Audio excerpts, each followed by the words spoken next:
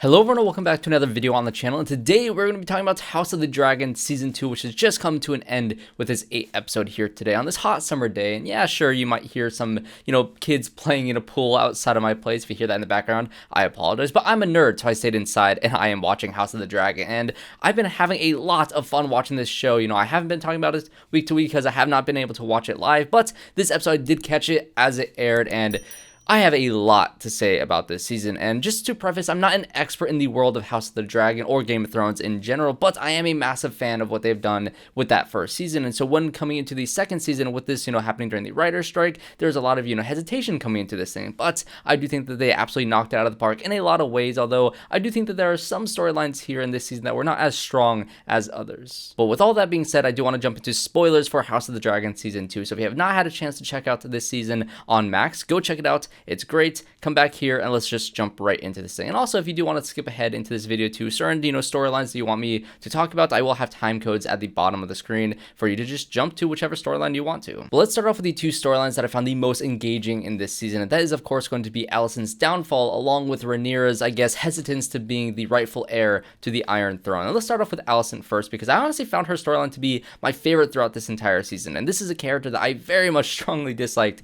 in the first season. Nothing to go against the two actresses that play this character in that first season, specifically with Olivia Cooke, who I think is brilliant in this show. She is phenomenal. She plays a really great character that I love to hate, and in this season in particular, I found myself feeling a lot more empathy towards this character than I ever thought I'd feel for her, especially after the events of the last season. And I found this storyline to, take this character that I think everybody unanimously dislikes for plenty of various different reasons, but to really paint her as a very sympathetic character for the most part is very interesting, because I think that this character and how she just got knocked down progressively throughout this entire season, I thought was one of the more interesting arcs of this entire thing, leading to a really crazy, revelation, or at least turn for this character in the finale. And when it comes to both of these seasons, I think the theme of how women are treated in the world of Westeros has been a heavy theme throughout this show in general. And to see, Alicent go from the queen alongside Viserys and having a certain amount of power, especially when he was sick and dying, to now having to deal with Aegon on the throne, and how, he kind of threw her off on the side and, knocked away, Otto Hightower, and now she doesn't have her father to help her, stay in the line of power that she had. And once Aegon was kind of out of the picture in this season, with the whole storyline that I'll get into with him in a second here, she was knocked down even more from Aemond, who showed her complete disrespect, and everybody else on the council that just had complete disrespect for this character, and she slowly lost power throughout the entirety of this season. And seeing how these small folk were treated, and being in a situation where she's in this riot of all these people going to attack them, and just everything that happened to this character was just beating her down, and down to a point where she lost literally everything. And quite frankly, although this character made some terrible decisions into getting into the place of power that she was, I did feel empathy to how she lost all that power, because a lot of that was not right, how she was treated by all these other characters, and it made you understand her turn throughout this entire season. So when you get to this finale and you see her go over to Rhaenyra, and of course you had I think in episode 5 or so, you had Rhaenyra actually go to Alicent at the midpoint of the season, basically saying that, we want to try to avoid this war. I want to try to go through this peacefully in any way that I can, and have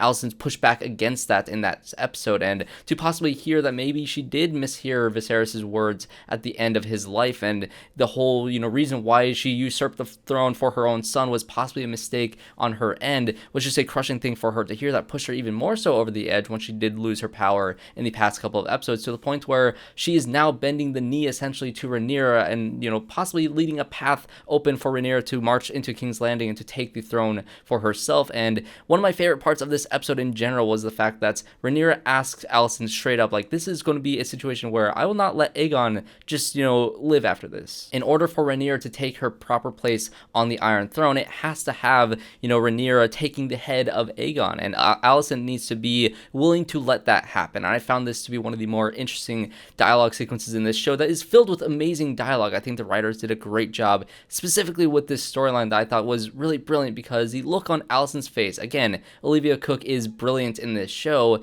and just that, painful nod that she has in agreeing to these terms was absolutely heartbreaking, from one mother to another, a son for a son. And it was one of the best storylines throughout this entire season, honestly one of the best storylines in this show in general. And then we get Rhaenyra's side of things, which I thought was a very interesting storyline, because she's been a very hesitant queen in this season, which has led her council to also be kind of doubtful of her. And the men that are saying that a woman on the throne will never be able able to have that strong standing that a king would have. It's complete BS because I think this character is one of the stronger, I guess, level-headed characters in this show, because she's really the only one that shows a sense of empathy for not wanting this war to, kill thousands of innocent lives, which I think is a very admirable, position for any character in the Game of Thrones world to have. But I think that specifically with Emma Darcy's performance in this show and their, I guess, push and pull between wanting just straight revenge after the death of their, of the character's son in that first season to, also not wanting to just be rash and to make all these terrible decisions that could have led this character down a really dark path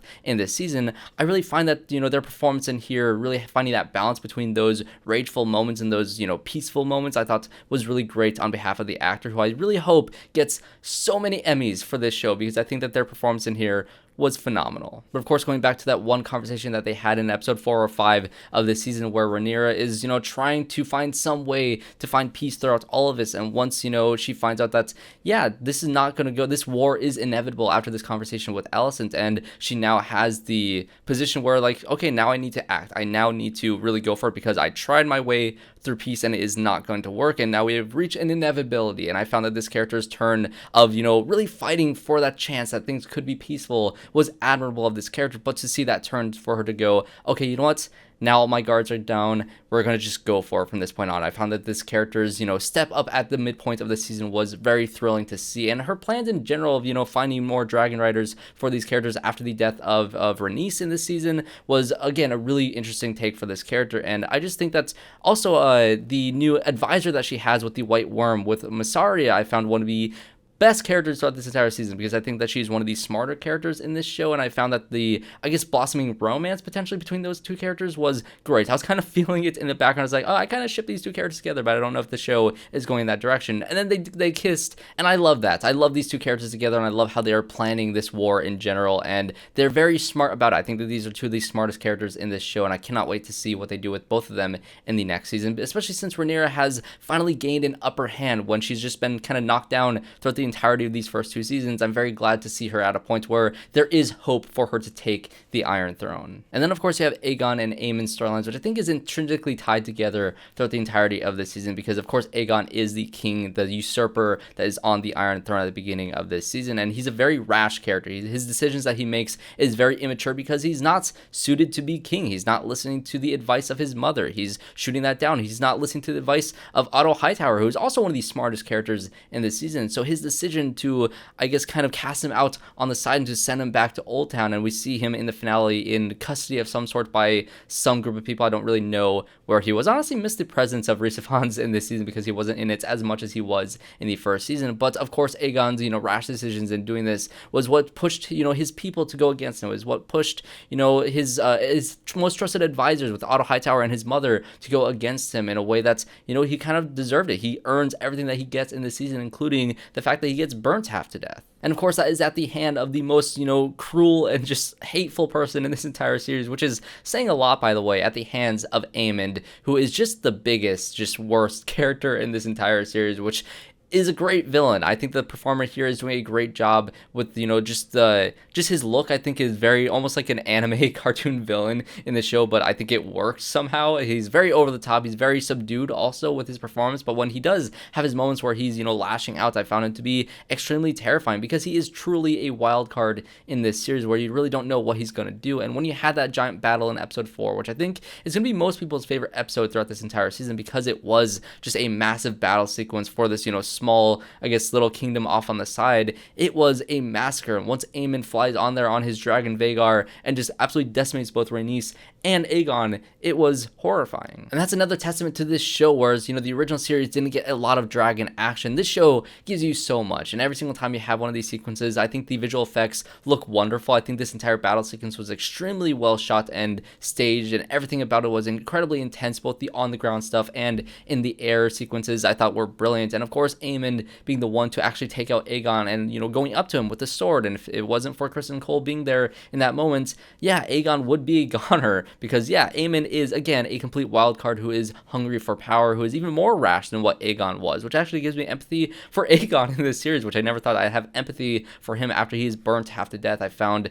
that his pain and suffering and all that was extremely just hard to watch in general, and I don't blame him for fleeing at the end of this season with going with the little Weasley character that's, I don't remember the character's name, but that guy, he kind of, flees with him in terms of like, okay, now you're going to have Aemond and Rhaenyra battle it out, and maybe once the dust has settled, Aegon can come back into the fold and sit upon the throne and be the, I guess, the peacemaker of this entire, world. And so who knows what they're going to do with this character, but either way, I found Aegon to be a very much a character who deserved everything that he got up until a certain point. I do think it is smart for him to flee. And then of course you have Aemond, who is the biggest wild card in the show, that is easily the villain to take out alongside Vhagar, who is just such a formidable foe. But of course, you have to have someone to go against Vhagar, in the show also did a great job at setting some little pieces up that you didn't really know what it was at first until it did build up to the second to last episode, which I thought really did work as a way to build some sort of, force against Vhagar and Aemond. And I am of course talking about the bastard family members of the Targaryen family that has been, I guess, kind of spread across Westeros throughout this entire, I guess, history of the world in general, with all these Targaryen kings and queens and going out and having affairs and having children that are born into, the small folk and feel like they have no higher power in this world. And you followed a few of them in this season, one of course being I think his name is Hugh Hammer, who I found his story to be extremely interesting. He was the guy who had his daughter who was dying of an illness, and he was desperate to, get some food for his family, and he was really fighting for that. I found the riot sequences of him, going up to the gates of the castle to be really thrilling, and I honestly thought that this character was going to be more so of a, a sort of random civilian like you saw in the Avengers movies, where, okay, in order to care about these small folk, we're going to follow this one random family and see their suffering to be able to understand why what Aegon is doing is so bad. But to make him a future dragon rider, which was an epic sequence in the second to last episode of this show, I thought was really great. And I think of everybody who is, I guess, brought on to be a dragon rider in this season of the 3, I found him to be the most level-headed one, to be the most, I guess, interesting. I really hope to see some great action with this character and to have him really be knighted in a fascinating way in the next season. I'm really curious to see what they're going to do with this character in general, because I did have a lot of empathy for him when he said that his daughter, did die off screen, I believe, and his wife, and that, push and pull of them deciding whether or not he was going to go and risk his life to become a dragon rider. I'm really curious to see what happens to that relationship and how his decision to go is possibly going to ruin some of that, even though he's doing this for his daughter. So I found that this character has the most interesting storyline, I guess, of all these new dragon riders that they've introduced. There's also Ulf, who is just, I feel like his name is fitting for his personality, quite frankly. He's the guy who you kind of saw throughout the entire season that was just kind of like randomly showing up. It came to a point where I was like, okay, I don't recognize this guy. I quite frankly don't remember this is the first time we've seen this guy. And every time they cut back to him, I was like, have we seen this guy before? And I was really having a hard time following this character's storyline, because he's the guy who kept on bragging that he came from Targaryen blood, and nobody really believed him, or maybe they did believe him, and they were all just at the bar drinking all the time. And once they found out that that Rhaenyra's army is, recruiting people that are of Targaryen blood to possibly be a dragon rider, and his friends essentially, I guess, peer pressure him into joining,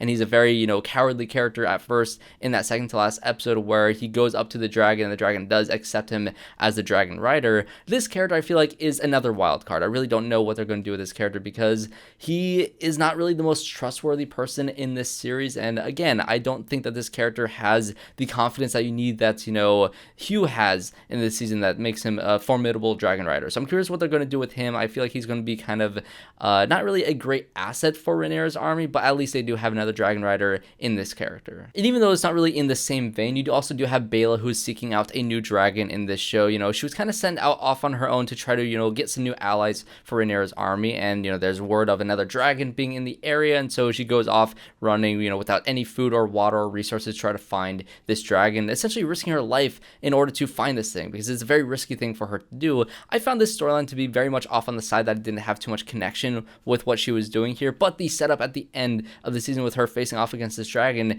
is really interesting. I'm very curious to see what they do with this new dragon being introduced into this series, and to see this character possibly play a larger role in the next season, which I do find interesting. But the final bastard that is, the new dragon rider of this season is going to be Adam, who is the bastard son of Corlys. And honestly, I think the whole Alan, Adam, and Corlys storyline throughout this entire season was interesting for the most part. I found Adam to be the most interesting one because, of course, he is the one who wants greater purpose in his life. And when the dragons sought him out, I found it to be a really interesting idea for, the dragons to have, I guess, a free will of their own to find their own dragon rider, and for this character to really accept that and thrive and to face off against Rhaenyra in that episode, I thought was great. I found that, the shot of them across the beach with, them standing in front of their dragons respectively, I found that to be one of the best visuals of this entire show, and I found that Adam was another character like Hugh who I think is going to be a great asset to Rhaenyra's army. I'm very excited to see what he does in the future of this show. When it comes to Alan, I found this character to be a little bit less in the forefront of this season, but his, entire speech at the end of him wanting to make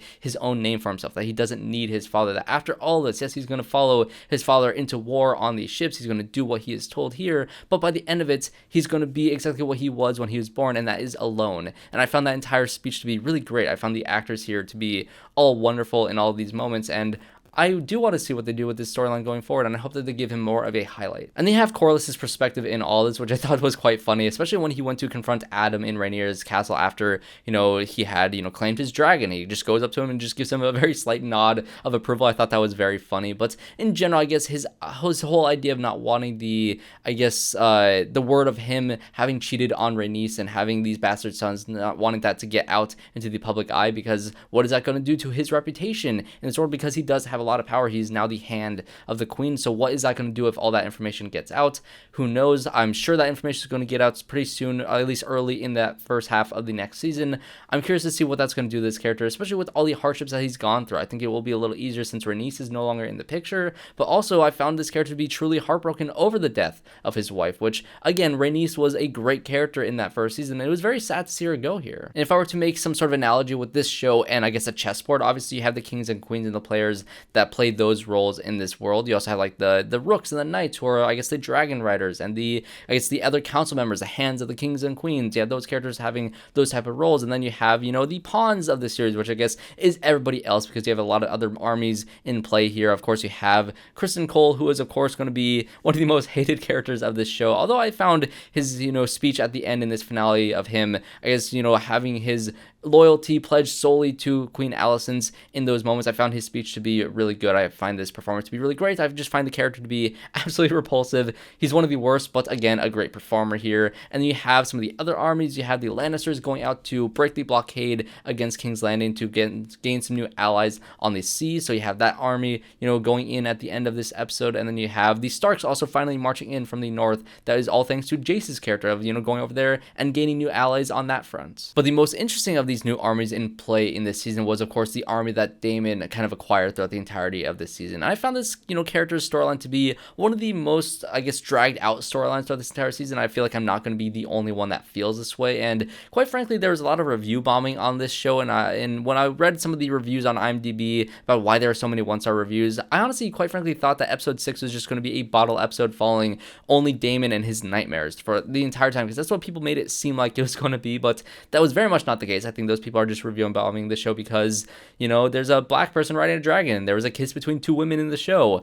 How crazy. And of course they're going to weaponize, changes from the books as their real reasons, or how Daemon is no longer a strong character because he bent the knee to a woman. Of course you're going to have people say that, BS in the show. There's always going to be some section of the fandom that is a baby and is complaining about that sort of stuff. But in general, I do feel like there is some warranting of some complaints as to this storyline, because I found that most of his visions and most of the nightmares that he had were all extremely repetitive. And I think that did serve the story, because I think Daemon is an incredibly stubborn character. He's not going to change his allegiances in any easy way whatsoever. You're going to have to really hit him over the head with why he is wrong in order for him to realize that he is wrong. So I get the need of having all these visions. I think it was great to get some cameos from some of the old cast members. The young actress Millie Alcock, who played Rhaenyra in the first season as the younger version of that character. And of course, you got King Viserys come back in some of these visions. It was great to see those two actors come back just for a small role in this season. But I do think in general these visions went on for a little bit too long. However, I found that his storyline, especially how it came together in the last episode with,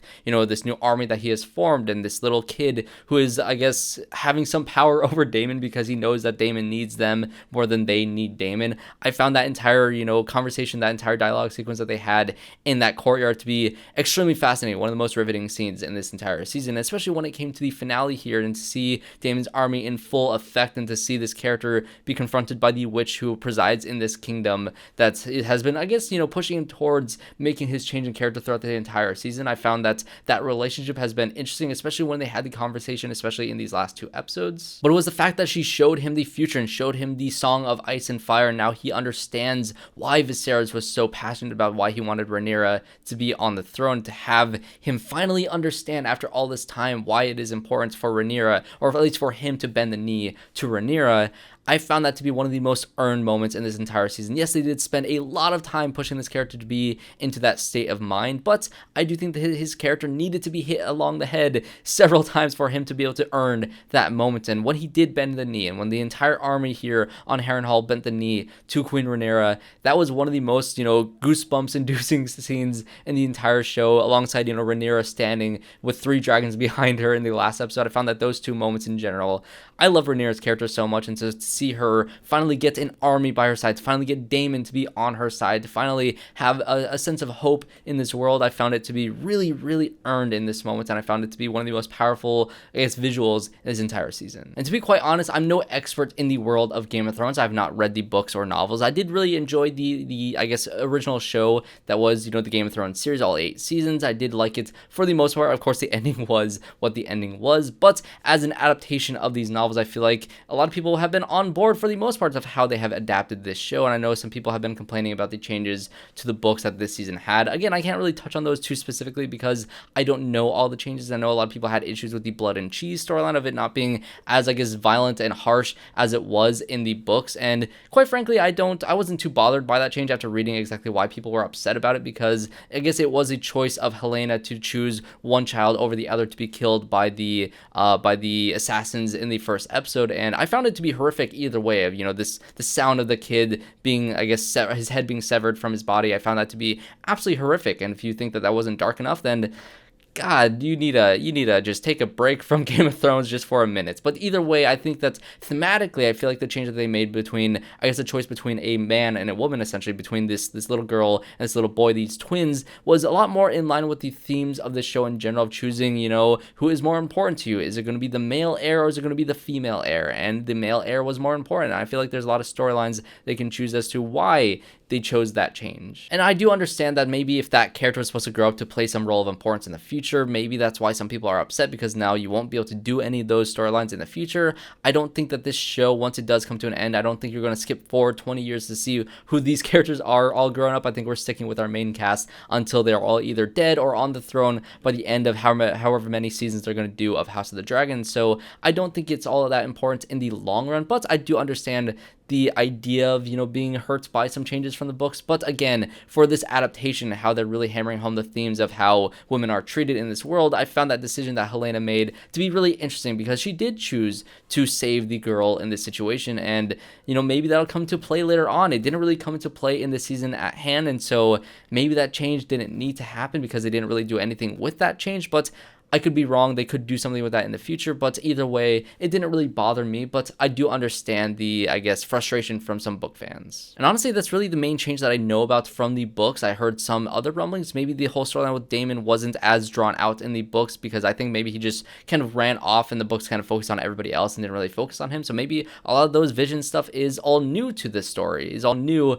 to this show, is all new, material for them to play with, because of course they didn't want Matt Smith to not have a role in the series, because of course his role as Daemon has been really thrilling from the very beginning. And so maybe there is some understanding that I can get as to why people didn't really like that storyline as much. But either way, I'm very curious to hear what you guys think of what these book changes were. Just let me know. I'm very curious to see if you guys are down for these changes, if you guys are frustrated by these changes, or if you are, for the show in general at all. And I really love it as somebody who is separated from the books, but I do want to see that perspective from the fans of the book. So definitely comment down below, what are the changes, why do you like them, why don't you like like them? Do you think it still works in the context of a TV show, or do you think that the other way could have been, more effective as, a TV show? But either way, those are just going to be my thoughts on House of the Dragon season 2, and I'll just pass the question out to everybody. What did you think of this season of House of the Dragon, especially with how it ended? It ended on a massive cliffhanger of all the pieces being set up on the chessboard, with all that war looming in the second season, with a bunch of armies, marching towards each other. You really don't know exactly how bad things are going to go. Is it going to be as easy as, Alicent said, with Rhaenyra to walk up onto the Iron Throne? Is she going to take her seat on the throne in the next season, or is it going to be all out war? Is it going to be a lot more difficult of a task to do? Or, how much bloodshed are we going to see in this next season? I'm sure it's going to open with an absolutely horrifying battle that takes place in Harrenhal, because I think that is where, Criston Cole's army is heading towards. I think, Aemond also wants to head there to destroy his army before he can get a hand on anything. I think that Aemond is still trying to figure out somebody to ride a dragon alongside him into battle, because he needs another dragon rider, and HELAENA is seemingly not wanting to do that. And so I'm extremely invested in this show. I'm very curious to see where they go in the next season. And if you did read the books and you do know what's going to happen, please do not tell me. I do not want anything spoiled from anything in the future, but anything from the what we saw here back, I really am curious about what those changes are. So that's going to be it from me on House of the Dragon Season 2. Again, comment down below your thoughts. And of course, if you did enjoy this review, make sure you guys leave a like and subscribe to the channel to see more reviews just like this one. Of course, I did my review for Trap, M. Night Shyamalan's Trap, which I had a lot of fun talking about that movie in my last video. Is a wacky movie, a lot of fun to talk about. And also, I have reviews out for The Boys Season 4, which I also really did love, along with The Acolyte and a whole bunch of other TV shows and movies that we're going to get from here on out. So again, comment down below, leave a like, subscribe to the channel if you want to see more, and I hope to see you all in my next one.